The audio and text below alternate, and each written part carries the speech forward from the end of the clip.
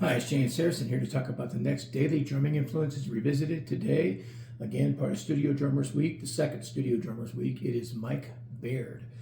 Now, if you're not familiar with Mike Baird, probably the best known things he did, he was the drummer for Rick Springfield when Rick Springfield was kind of having his heyday with Jesse's Girl and stuff like that.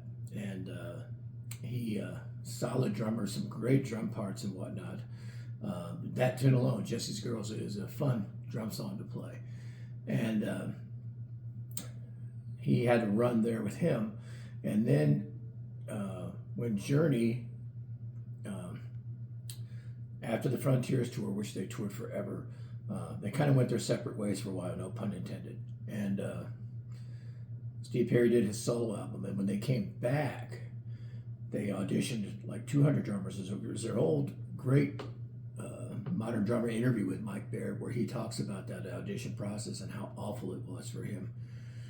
And he even says, why don't you just get Steve Smith back? Because Jonathan Cain basically wanted a drum machine. Steve Perry wanted a Motown feel. Neil Sean wanted a heavy rock feel with some progressive stuff. And they felt like, well, you had all that. Why did you fire Steve Smith? But anyway, Mike Baird won the audition for Journey and did the Raised on Radio tour, not the recording, but the tour. And then that was the end of Journey for quite a while. I think the next thing they did, they brought back the best known lineup with Ross Valerie and Steve Smith again, and did the Trial by Fire, and then it blew up again. But so Mike Baird's two most known gigs, if you want to say being a face of part of that, was the part with Journey, where he was the Raised on Radio tour, and there's a documentary, you can see him on there. And then he also was with Rick Springfield.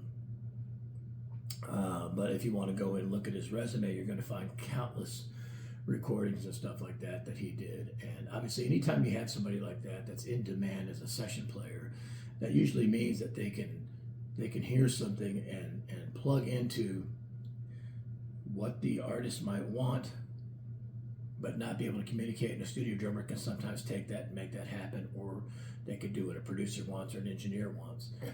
And they can do it in a way that saves money. So that's a big thing, or was a big thing in the studio days back then.